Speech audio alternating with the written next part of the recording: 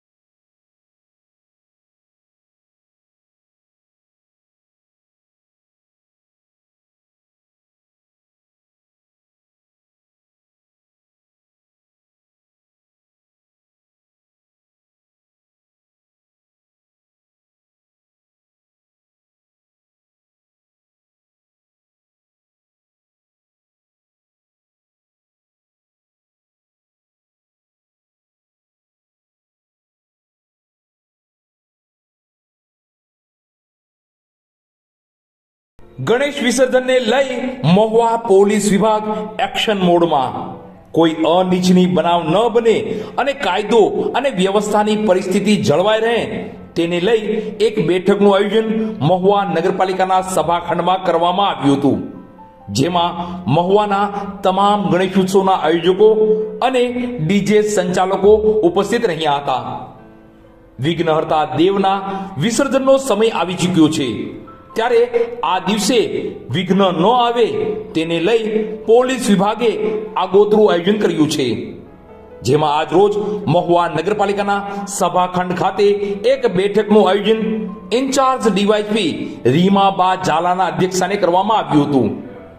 આ યોજાયેલી બેઠકમાં મહુવા ગણેશ ઉત્સવના તમામ આયોજકો અને ડીજેના સંચાલકો ઉપસ્થિત રહ્યા હતા, જેમાં સૌપ્રથમ ડીવાયએસપી રીમાબા ઝાલા દ્વારા જણાવવામાં આવ્યું હતું કે તમામ આયોજકો અને મહુવા નગરજનોને નિયમોમાં રહીને જ તમામ ઉત્સવો ઉજવવાના છે.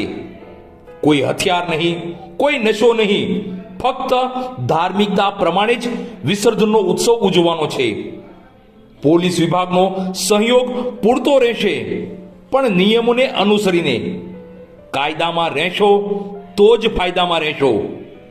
બાદ મહુવા ટાઉન પોલીસ વિભાગના પોલીસ ઇન્સ્પેક્ટર પટેલ સાહેબે પણ સૂચનાઓ અને સૂચન કર્યું હતું, તો ગણેશ ઉત્સવના આયોજકો દ્વારા પણ યોગ્ય સૂચન કરવામાં આવ્યું હતું. તો ડીજે સંચાલકોએ પણ પોતાની વાત રજૂ કરી હતી. ટૂંકમાં પોલીસ પ્રશાસન દ્વારા કાયદો અને વ્યવસ્થા જાળવવા નગરજનોને સૂચન અને સૂચનાઓ આપી હતી. આવતીકાલે તારીખ 6/9ના રોજ જ્યારે મહુવા શહેરમાં નાના અને મોટા કુલ મળીને 116 જેવા ગણેશનું વિસર્જન થનાર છે, ત્યારે મહુવા શહેરમાં કાયદો અને વ્યવસ્થા જળવાઈ રહે તેમજ કોઈ અનિચ્છનીય બનાવ ન બને તે માટે આજ રોજ તમામ આયોજકો સાથે એક શાંતિ સમિતિની મિટિંગનું આયોજન કરવામાં આવ્યું.